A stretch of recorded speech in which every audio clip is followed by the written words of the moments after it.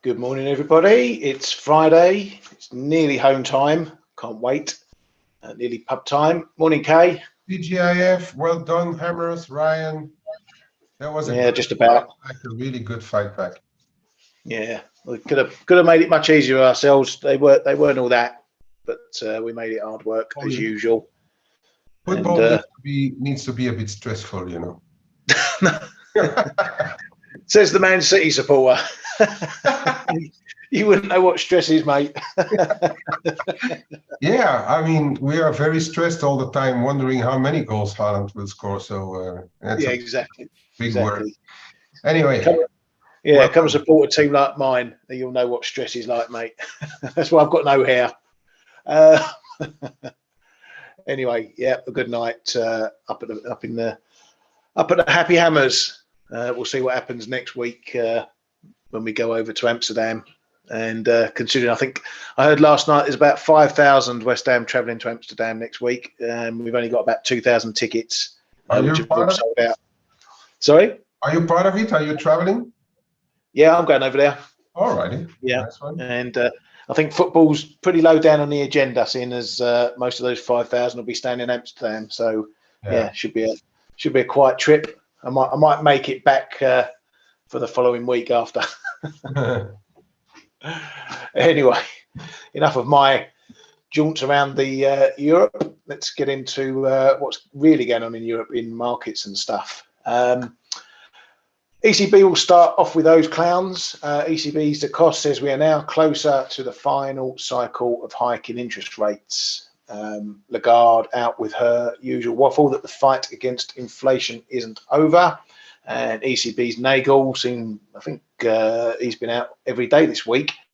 Another pump towards a September hike by saying the ECB tightening might be required after the summer break. So keeping hikes in the pipe. On the data front, a few bits and bobs out. Let's start off in the good old UK, where GDP month on month came in at negative 0.3% for March, although the quarterly number, which you can take as Q1 stuff, came in as 0.1%. So a bit of a gain there, but still rather low and flat, matching the same quarter last month. So not really much to talk about there, as we've been saying, growth not expected to be booming or busting any which way. Industrial production, a little bit mixed, higher on the month, not as bad on the year. Manufacturing showing a nice bounce in March as well, up 0.7%, and not suffering as much year on year. So as you can see there, the three-month GDP, which is basically the quarterly number, preliminary now at 0.1% there.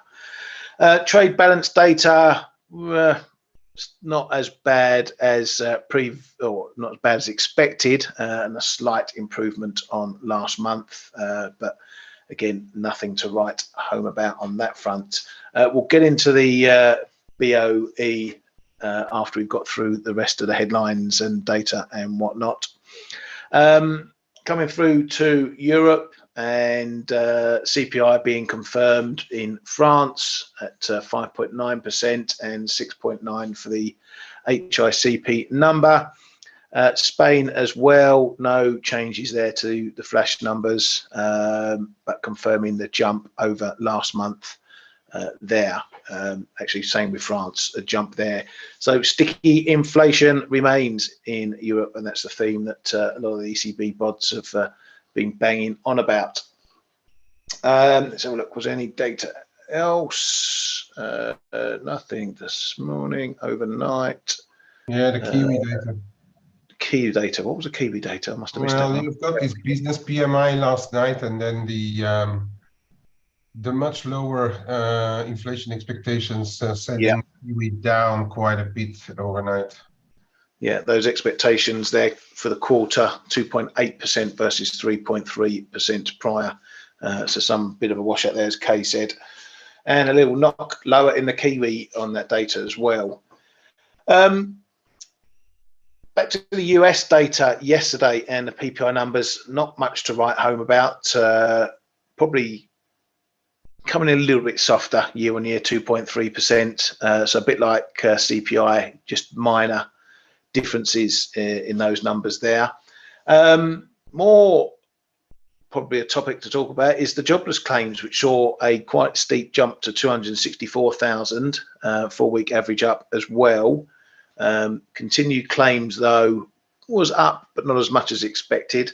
So just something to keep an eye on there. We're still not really hitting any sort of high levels. If we start seeing numbers above 300s, then maybe we need to look at what's going on. But as you can see, we're just sort of waffling around this 200 mark, but it has been ticking up the last few weeks, so we need to keep an eye on that. Did you? I caught a headline, but I didn't catch the details. Kay, was there something in the jobless claims that gave it a kick? No, I haven't seen it, but you know, there's still like left, right, and center people getting laid off, and then perhaps they are now joining that claims number. But we have to note on the whole, if you can put the chart up again of the claims. Yeah, give me 2 seconds. There we go. Yeah. And then scroll up a little bit because we don't see the actual chart. Oh yeah, just it is. If we look at the past weeks, we have to note the uptick, right? That we're in, and I think rather than pinning it down to one number, we have to acknowledge that from March, April onwards, after March, April onwards, we're seeing slightly higher numbers. So it is something to just note. But it's not yet the big ones. We've had similar in 2022, as we can see there. So we are not yet at alarming levels, I would say. But it's something we have to keep an eye on, just because it is ticking up a bit. Yeah, I mean, you can see when we had that period of really strong growth before the COVID mess, which you can just about see underneath the logo there. So we're still in that sort of bracket. So there really is no real worries about this. As I say, if we start to see it trending up, you know, over 300s and continuing higher, then that's going to be something we need to look at. But down here, we're still running at low levels, and you know, there's still no red flags over the jobs market, in my opinion. No, because it could be just a temporary, because of all those layoffs that we have seen. Could just be a temporary fact. It's just something we keep an eye on. Because of that last big domino, the labor market still holding up more than just holding up, still doing very well. But then we see secondary numbers showing perhaps a slightly different picture. So that's why we keep an eye on that one. Yeah, things like the jolts, obviously, and the other bit, the PMIs, bits and pieces. So there's certainly been some small indications that you know, there's some waves, I would say, appearing, but they're not no tsunamis yet. So until that time, we shall just carry on as is. Over to the Fed, and Kashkari says that, speaking of jobs, funny enough, that is not convinced the US is at maximum employment. I wonder if he's marked the top there. He's not seeing an evidence of a crash in consumer spending or a slowing in the services side of the economy. Fed's Bowman said Fed policy rate will need to remain sufficiently restrictive for some time. Additional rate hikes likely appropriate if inflation stays high. The labour market stays tight. Fed rate hikes are having a desired effect. And Fed policy is now restrictive. So I don't know what he's saying there. He just said will need to remain sufficiently restrictive. He's saying it is restrictive, but he's uncertain if it is sufficiently restrictive to bring down inflation. Too many restrictives there for a Friday morning.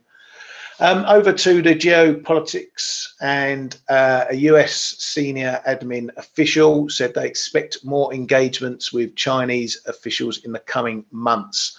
Both sides recognised the importance of leader-level communications. You remember yesterday it was touted Biden might have a call with Xi, and some lower level aides, Chinese and US had a little chinwag.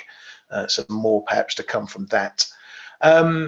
China and Australia trade ministers met in Beijing, and the Australian trade minister said we still have some way to go to establish usual trade across the board with regards to China. On the polite war footing, yeah. That's a polite way of saying we're nowhere near. Yeah. There's a lot going on about Chinese practices and stuff. Yellen is talking about it. The Europeans are talking about it. Something to keep an eye on, I think. Yeah, we had that Italy story about them pulling out the Belt and Road, and you know, there's all potential further sanctions and all the chip stuff. It's all a big melting pot of well, bubbling pot of stuff that's going on. But yeah, over to Russia, and the US has supplied some missiles to the Ukraine, and that's not gone down well in Russia. The Kremlin said this will require an adequate response from our military. This is part of something the West has been reluctant to give Ukraine long-range missiles, and the UK have now done so under, I should think, strict instructions that they are not to enter Russia in any which way, shape or form, as that would escalate things. And that's been behind the reluctance of the West to supply longer range missiles. So one would assume they have that promise from the Ukraine, but those are going into effect right now.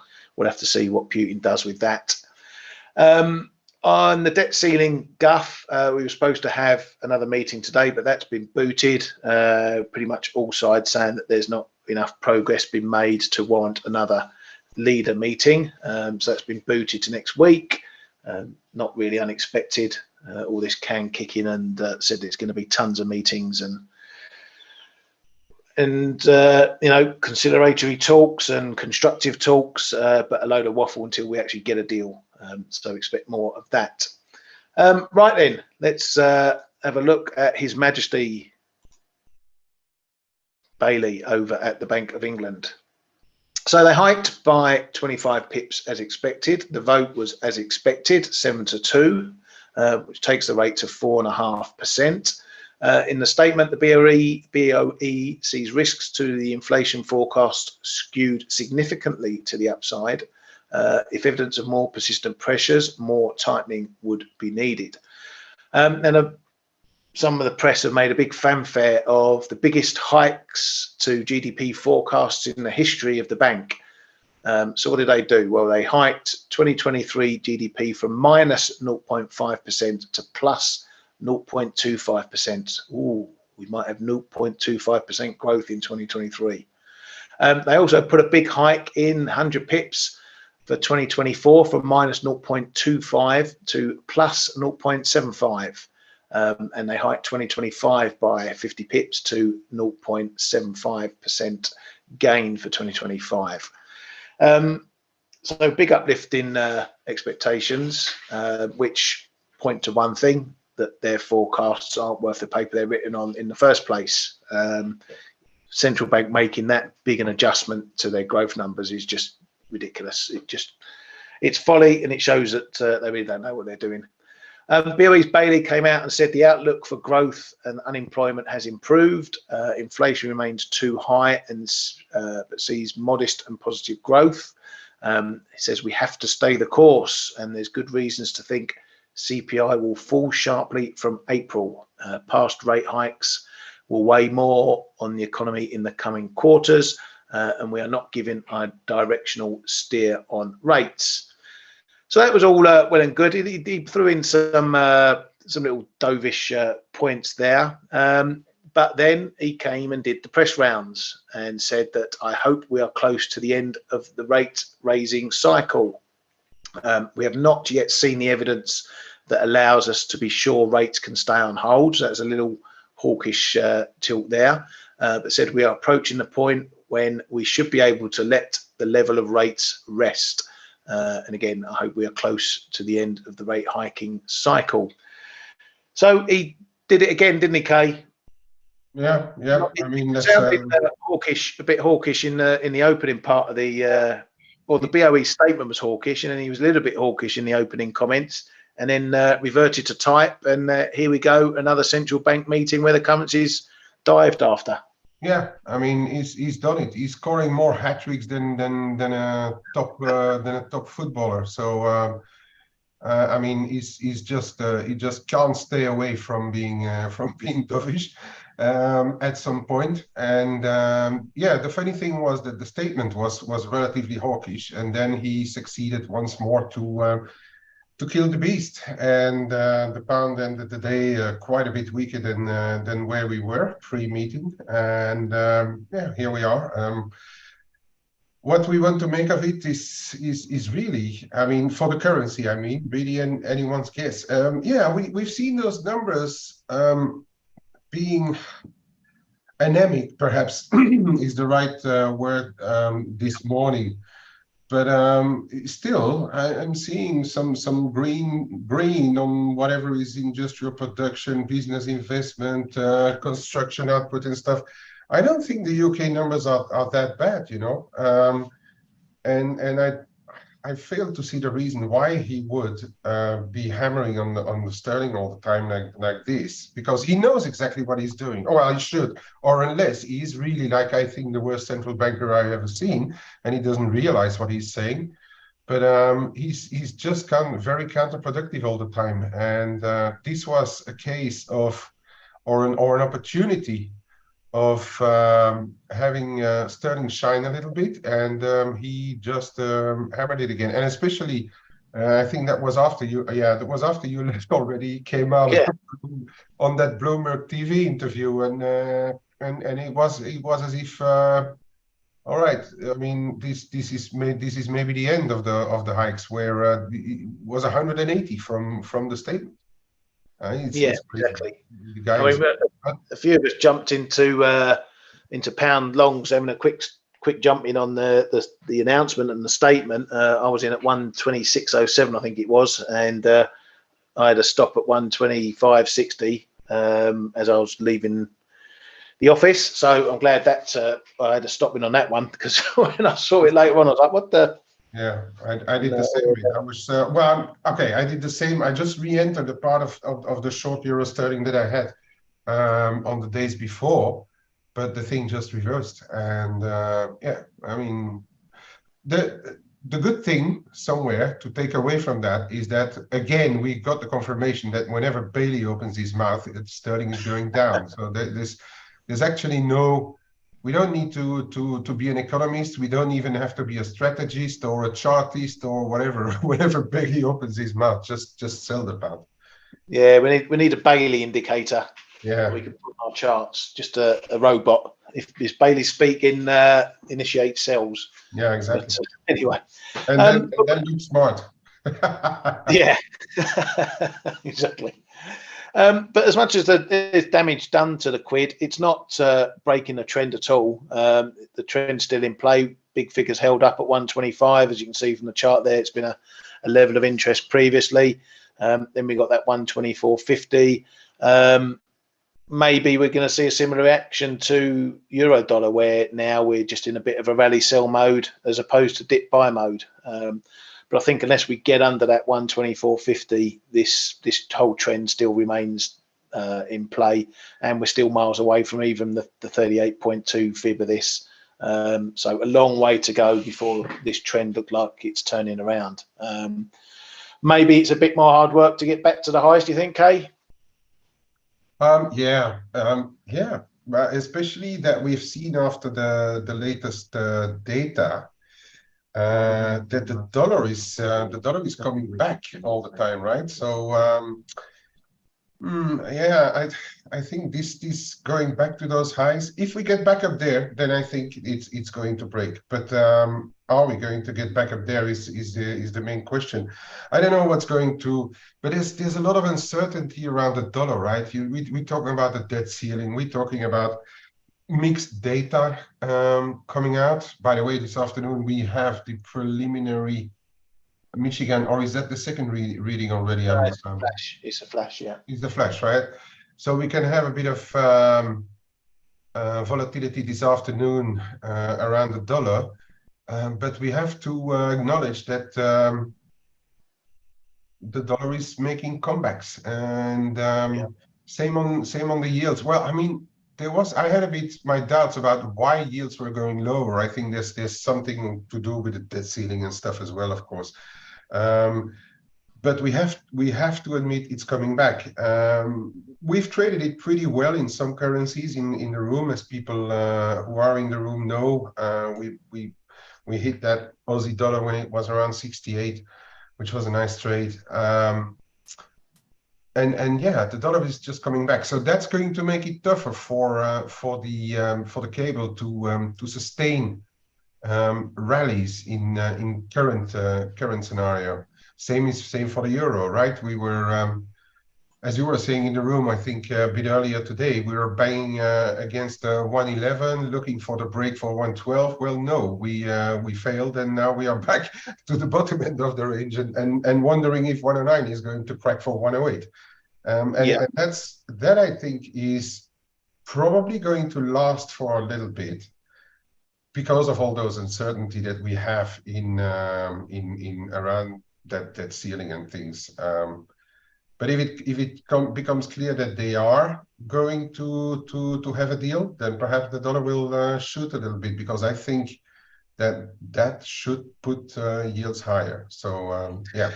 So if you are that's a long answer to ask a long answer to the question: will cable break the highs again? That it'll depend more on the dollar, I think, than sterling. Yeah, so I mean, I'm in two minds. You know, taking the quid cable, is this a dollar move, or is this just yet another central bank that's potentially coming to the end of its hike cycle? Yeah, I mean, you know, what do we really think the BOE's got in them? Two more hikes. You know, the ECB may have 2 more in them. The Fed may have 1 or 2 more in them. You know, maybe it's now the market saying, you know, okay, these guys have had their little hike run. Everyone's coming to an end, and now we're going to see pauses everywhere. So yeah, and we had that after the RBNZ. We had it after the RBA. We had examples enough now of the market having the same reaction after each central bank. Only the Fed was a bit more mixed, but then yet the dollar was sold a little bit. But then we had the same thing on the ECB as well. It's exactly the same thing. So the market seems to position before, and then takes the positions out, which again gives me at least the impression that it's going to be hard to break a lot of ranges before we see clarity in some stuff, you know, the debt ceiling, the labor markets, the stuff. And we are going to see, once the debt ceiling is resolved, we are going to see then again a pickup in importance if we are at the end of the hiking cycle, which we may now start to think about. Then the real data are going to gain in importance again, and then we are going to start to move finally on real data again. Yeah, exactly. And what we're going to be trading, we're not going to be trading hikes as much as trading these dreaded cuts, and who's going to be first, who's going to cut the hardest. And you know, we're going to play the opposite game to what we've been playing for the last 18 months or so, and that's going to be the drivers of these pairs. That's going to tell us, you know, if the Fed are going to be more sticky than the Bank of England in keeping rates higher, then, you know, again, cable's going to suffer, and maybe we start to reverse this trend downwards. That and a little just a little tip to people who haven't been in the markets for as long as we old rats have been, with higher yields than compared to the 10, 15, 20 years ago, or the past 15 years that we have seen constant low yields. We have been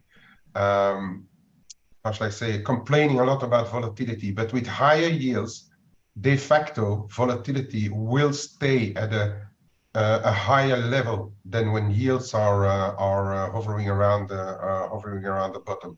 Higher yields usually call for a bit more volatility, so that's actually, we can be hopeful that the volatility is here to stay, because that's what we need, right? Yeah, exactly. And I think that's also going to bring a different mindset from investors. You know, if economies are going to start flatlining, potential recessions, albeit not that deep, you know, you're not going to get perhaps the yield in stock markets. So where else can you get a decent yield for 3, 4, 5% yield on your money? It's going to be in bonds again. So don't rule out seeing a lot of moves, a lot of flows between the different asset classes as people chase that yield, because if rates are going down, so a yield's going to go down. So you might as well lock in at 4%, 5% in a government bond for 10 years, because that yield might be 3% when the Fed starts cutting. So it's all about investors, you know, where they want to park up their money and get the better yield for the low risk, for those who are low risk takers. And then the high risk takers, you know, they're probably going to start getting, as they have been, into corporate bonds and maybe some junk stuff. And again, trying to just lock in that yield. So flows are going to be important in that part of the tail. And we're probably going to start playing that in earnest. I should think, probably from July, when we finally know where the tops are in for central bank rates. Do you reckon, Kay? Yeah, and usually end of August, September can be a volatile period. We have seen that historically when people come back from holidays, and but also it seems like the hot summer is heating up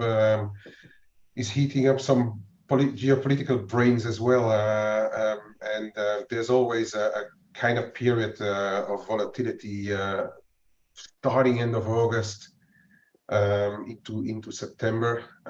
That's traditionally a period where there is volatility, and as we can see now, people are starting to call the end of the rate hike cycle for all the major central banks, where Japan still has to start. We have to take look at Japan through different eyes, but all the rest starting to look at the end of the hike cycle. And if we would think that June is the last hike, perhaps for the major central banks, then there is this digestion period, and then come August, September, we may start to look at different stuff, right? So July, August, September could be pretty hot. Yeah. So I hope we're giving you guys and girls a good bit of insight on why we look at the fundamentals and why we like to look ahead as to when the big changes comes. Because when you do get these changes at central banks, this is where the big trends happen. This is when cable goes from 126 to 120, or dollar yen goes from 138 down to 130s or 125s. So if you know what's coming, you can't be surprised, or shouldn't be surprised, if it happens. That's why we look at all this stuff, and we like to take a little bit of a longer term view of things, just to see what's around the corner, because it's all about expectations, not what the market wants to do now, not what the central banks want to do now. It's what the market thinks the central banks will do later, because that's where it likes to get in early. Right, just looking around some of the pairs. I'll hand it over to Kay in a moment. Aussie dollar, as Kay mentioned, as we spoke about yesterday, this failure of 68 continues. We're now nudging below 66s. We got this 66.80 down to 60 zone to mess around with now. So going to look to see whether we hold up there or whether we pass through. I've been slicing my short off as we dip. If we do get through this zone, then we're probably bound for 66, or the low 66 is not long after. But there's plenty of levels to come in. Again, I don't think we're potentially at the end of a trend or breaking a trend, because this is the bigger trend. We have been through the 50. We can't get through the 61.8. We've had a good period of consolidation, so maybe we still just mark a range by getting down maybe to this these 65s areas down here, these couple of bottoms down that area. Plenty of traffic going to be in the way though, but as we said, the momentum is with the sellers. So until that changes, we look to run our trades as far as we can get them. Dollar China, I need to keep an eye on this one, because I have been trying to knock some off up at 96.50, and we're just trying again. So we had a secondary move yesterday that held. We're now up here again. So that suggests that we may be on for a bit of a break in this one. If we do, then we're looking at, let's stick on that one. If we do get above here, then we're looking at potentially getting up towards the high, towards 698, 99s. That's going to be the next area, and obviously coming well ahead of that big 7 level that's always had us saying things. But the fact that we're having a third go pretty much straight after the one yesterday says to me that maybe we're going to get a little bit of a break going on this one. Did you jump back into some of this, mate? Yes, sir. Good man. Yes, good man. I have. Yeah, it's smaller than what I had prior, and perhaps I should have done more because that 691-ish bit of a trend line was holding very well. But yeah, I still got a little bit. And since it's a little bit, I'm going to just let it run to 7 or I don't know, reload perhaps a bit lower. There's a bit of geopolitics playing in there as well, I think, keeping this dollar-China bid. As we were talking about comments about Chinese strategies and stuff, that's still playing a role as well, and it's keeping the investors from buying Chinese yuan right now, I reckon. So yeah, I think it's still a trade, still a valid trade, right? For as long as we hold at 691. If it goes back down below 691, I'm gone, and we'll call it a day. It's going to be a free trade now. Whatever happens, so yeah, I mean, just let it run and see what happens. What are you thinking about up at the 7? I'm don't know whether I want to try a short up if we get up there. I'm taking my profit at 7, so yeah. And then we'll see what happens. Yeah. Yeah, I'm gonna have a look at that one. I don't know whether to take some off and just keep a bit on, or maybe just try a separate initial short and see where we go from there. Yeah, I wouldn't. This is one where I'm not inclined to really buy a break above 7 right now. Because I've got that rangy feeling on most of the markets, so it's a bit geopolitically driven as well. So at one stage, it's good to just take the profit, reassess, break 7. We need to get above that 70, that other blue line there, right? 702, 703 is really where we need to get above to keep on going. Yeah, exactly. Quite a big zone up there. And then we keep our eyes open or ears open for any official chatter about the level of the currency, because that's usually the key as to whether to stay in, or get out down. Euro sterling, that flipped me out of my long try that I was getting into around the 87s as expected. Well, it ticked me out by bloody 5 pips and then rallied all the way back up again. But it's looking a bit messier at the moment with what's going on. I think once again we're seeing that volatility differential between cable and euro dollar that has a say in this, why it's jumping around so much. So on the text front, it has held in the traffic area down here for now. The bounce doesn't look overly strong. We got it up to 33, so we got back through some of these levels that we had in here. It's kind of a bit shorter, but again, we're not. It's smelling a bit dead cattish. So we're back below. We're knocking around the 87 handle. So again, look for this 86.90 to perhaps show up again. If it holds, might suggest that we're going to keep an upside bias to it. But if we can't hold above the 87, that's going to smell a bit weaker, and maybe we're heading lower. So 87 is still my sort of key point, 86.90, and I think where we close the week might be important for that one. Kay, did you want to have a little look then? Yeah, sure, because there are one or two currencies I would really like to talk about today. Let's start with just a couple of the traditionals where there is perhaps something to say for the short termers, but for the longer termers, absolutely nothing to see here. We are in this range, right, on the euro dollar, And yes, we have broken back below this 109.40 zone, which also capped this morning. So that for the intraday is relatively interesting, I would say. But then we are trying to hold the 109 on the other side. That if anything happens, and I'm looking at those yields are creeping slowly higher again. So that may weigh a little bit on the euro this afternoon. We've also spoken about the dollar getting a bit of its mojo back against other currencies. But again, to me, this is going to be a big one here. This is going to the 108, 107.90, 108. It's been traditionally a crossroad for what's happening in the euro dollar.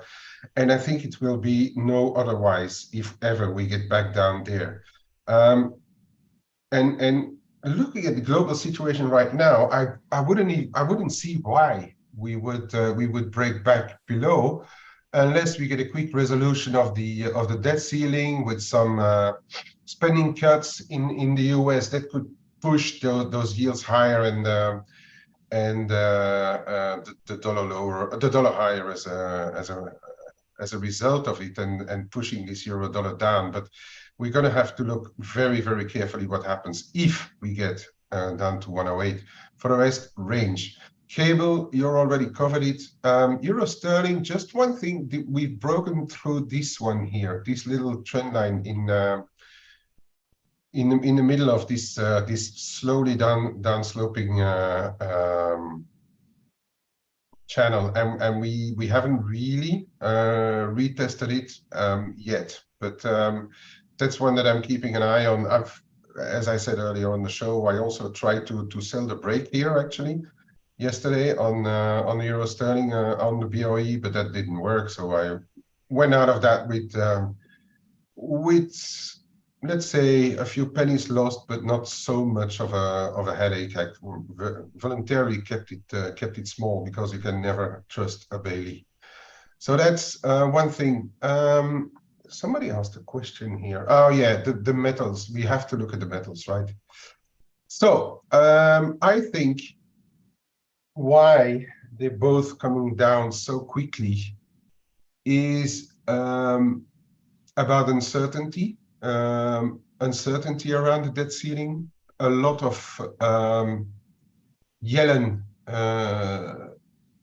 on purpose driving everybody crazy and nervous about what could happen to the US economy and what could happen to if they don't reach a ceiling. And I think a lot of it has to do in the metals with rather risk than yields also. Of course, if the yields start to creep up again, the metals could trade weaker. But I think it's got a lot more to do with uncertainty and certain levels not holding. Gold is one example. So you see we are on a little bit of support here and then a bit more support down here. If it would start to break below 1970, and I'm not sure since we're Friday if that's not on the cards, just wash everybody out. Be a bit careful because it could see an acceleration.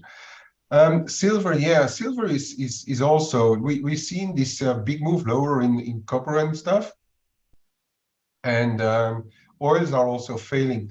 Silver is that industrial metal, right? And whenever metals come down, first of all, silver is a smaller market, so this is always going to be partially an accelerated gold. So if gold comes off, usually silver goes down faster. But it's all about the uncertainty as well. So we've broken through this 24.40 yesterday and accelerating now. I think we are not too far away from major support. Call it 23.5 down to 23.30s. We've got a 20 cent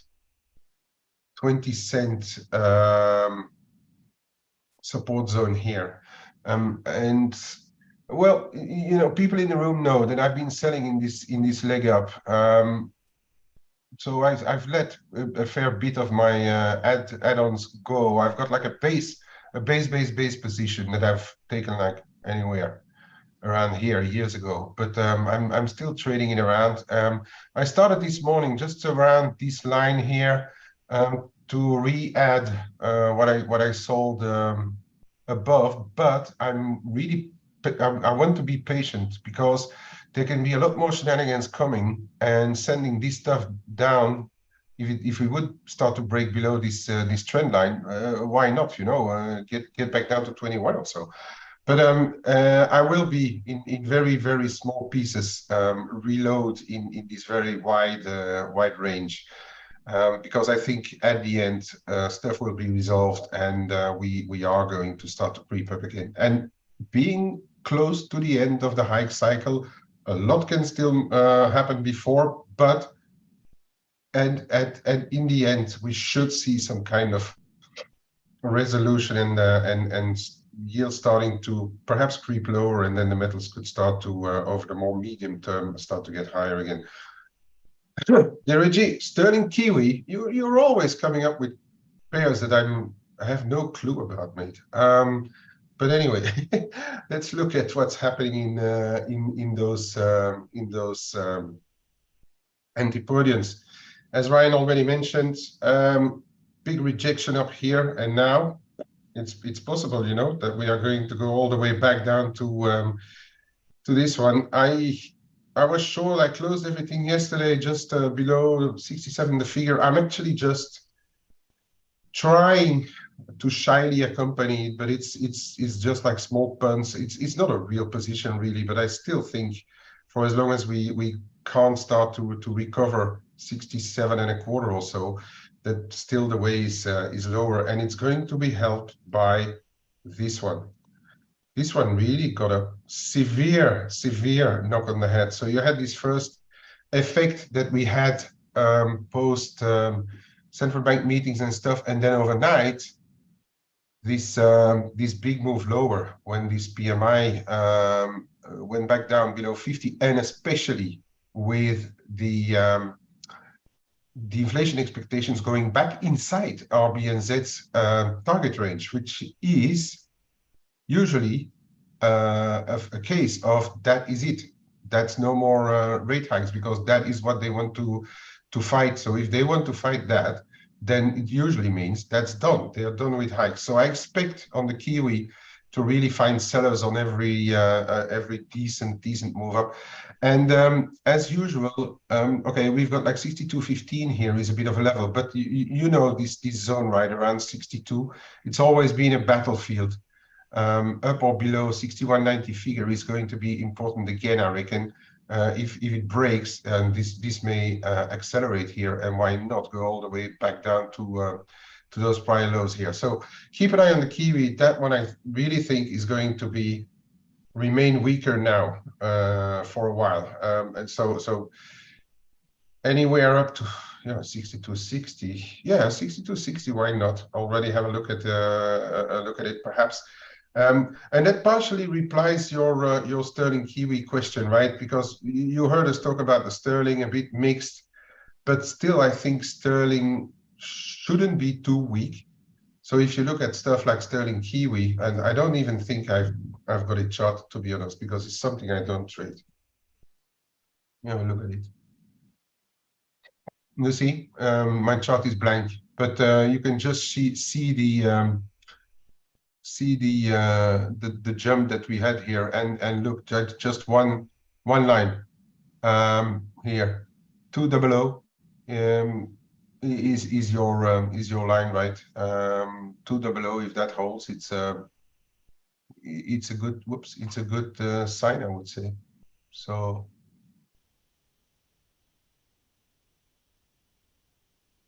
yeah, there it is. There is your 200. That's the one that you will be looking at. What did I have here? Oh yeah, big screen. Okay, I want to look at a couple of other currencies now. Oh, before I move on, have a look at this one. This was one that I put yesterday in the flow room. In the chat room, and this Aussie Kiwi nearly down to the pip, held the 106 level. This is your major support zone on the Aussie Kiwi. Of course, it's been held by the data, but that's what the market does, right? And now we are. Let me see where we are. Yeah, we are already through this through the first resistance here. I think if you get any move back down to 106.70, we may find a few barriers there. But now I want to talk about one currency today.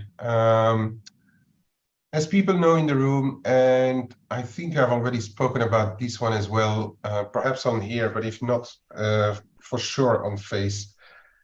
We have been buying this because I had already very little confidence in what's happening in the rand in South Africa with Eskom and the rolling blackouts and stuff like that. So we've been buying it, quite a few of us, by the way, just ahead of this level. Then we saw the break, added a bit, and then we broken violently through the prior all-time high, because the US is now alleging that South Africa shipped weapons and ammunition to the Russian to fight in Ukraine. That really sent it on a spike here, briefly touched 1950, and then this morning we had a denial of the sending, no, but saying, one of the ministers saying that they did not approve the sending of those arms or ammunition. And that caused, if we look at the shorter term, that caused a pretty steep move back down. This is a 1.5%, right? It doesn't look like much on this time frame, but it's 1.5%. So now we are trading around 1926, and I think this zone here, 1915, 1910, 15 is going to be your first zone of importance. But I want to get back to the daily. If you look at what we have been doing on the long term, even if you look at what we've been doing here, we spiked through it once and then a big failure, and now we are trying to get there again, and that's around 1975, 1980. And if you look on the daily, if you take this move here, and then you add it to where it broke above, it's also pointing at 1975. And if you take this channel, that's going to be a bit higher. That's around 20. If ever dollar rand would reach up there, that's going to be a very important zone. I think that perhaps it's, well, I will at least take profit on longs that I have up there. I am trading it relatively actively, but I will take profits up there. But I was saying this morning in the room as well, if that would go, I don't really know where this is going to end up, because then you are going to have to look at stuff higher, and then it's going to have to start to have Turkish liras, right? Especially by the speed of those moves. So keep an eye on, a close eye on what's happening in the rand. For as long as this stays above 1880, 1870, 1880, even here, but I think here already it should start to hold now around 1880, 1870 if we get a retest. So this is one that I'm in for now, and it's a very interesting one, and it's also a very fast one. So manage your positions in there. Right. Yeah, makes not a lot to say, but we did hold this trend line. I'd love to see it at least back to around here to perhaps start to dig into some shorts again. But the fact that it holds here needs to be respected. So and it's also not too far from this prior low. So on the MEX, for the time being, I'm not in it, but keep an eye on those prior lows and this trend line. And then the other one here, seen that the euro is like really losing steam. The long-term channel is still very much intact. And also, there's many articles out about how good it is to be in Mexico right now. So there must be a lot of inflows into Mexican peso right now. So I'm really hoping for bounces here to try and get in there. There will be a time where this will be a less obvious trade, because we are probably very likely actually close to the end of the hiking cycle in Mexico, but it's still an 11% currency, and it's very hard to be short of that one for more than a few sessions. Euronoki, I showed you this one. We tried 3 times to break below, and it didn't hold below. And with oils coming back down, it rejected it. It rejected it and pretty hard. I tried the break, but I really very quickly moved out again because it didn't work at all. So now we are back very firmly into this channel. Dollar Norway did the same, although it did not break the trend line. Okay, so this is now a very important zone here in the low 1040s. This is one to really keep a very close eye on if ever we get a retest of that trend line, because it has been respected a good number of times now. So this is one to keep an eye on if you want to play some scandies. And this one is really also driven by oil, by gas, what the Norwegian central bank is doing as well. They're still selling Norwegian kroner every day. So keep an eye on this level. And we are on relatively interesting levels here between 1070 and 1075. So keep an eye on that one for perhaps this afternoon to close the week. If you are if you did the right thing and bought it off here, like I know Raphael in our room did, it's perhaps time to look at least take some off and see what happens around here, because we're also in that break territory over here. Right, anything else? Perhaps quick look at the yen. Dollar yen held this zone, 133.70, 133.90. It held again, but the yen crosses are still quite vulnerable, especially well, Aussie yen, Kiwi yen. That's obvious. But even the euro yen, yeah, we broke this one here. We broke, and we haven't even retested it yet. So keep an eye on today. It's around 147.80. If ever we creep back up there, keep an eye on what's happening, because it's also a bit of a high here. If not, watch out if we start to break back below the prior lows here. That could mean that we are on our way to lower 145s. Okay, so that for the euro yen. And I think, Ryan, I'm going to leave it there for today. Okay, mate. Thank you very much. Yeah, what we've got coming up this afternoon, just the Michigan, which we need to keep an eye on those inflation expectations. That's going to be the big number from there. Where was it? Come on, here we go. So inflation expectations. We don't see your screen, mate. Oh, that will help, won't it? You know what I'm talking about then. Boom, boom, boom. So we've got the 1 year inflation expectations were last at 4.6%, which, if memory serves, was a rise over the month before. Quite a steep rise, I think it was. And the 5 year inflation at 3.0 prior, that was up as well, I think from 2.9, so a smaller jump.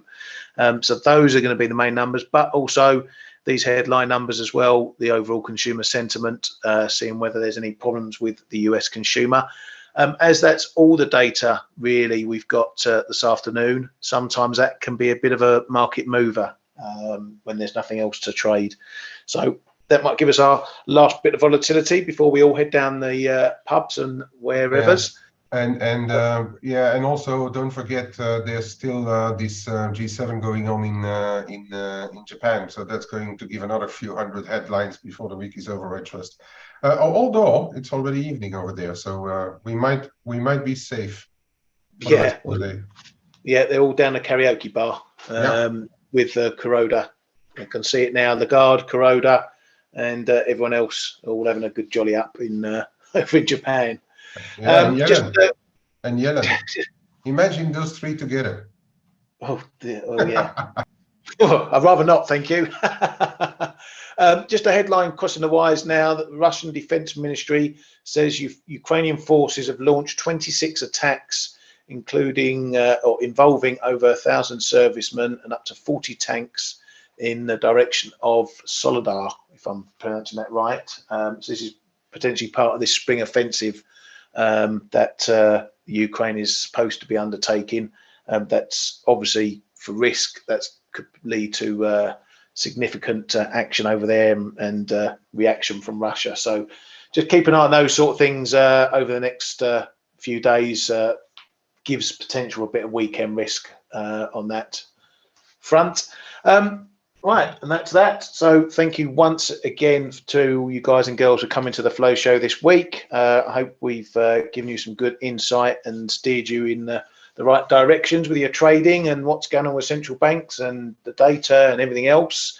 Thank you, as always, to Kay for his valued input and all his chart analysis and everything else. And I'll thank Dale when I see him, speak to him later. Have a great weekend, everybody. Great rest of your day. We'll see you all on Monday. Ta-da.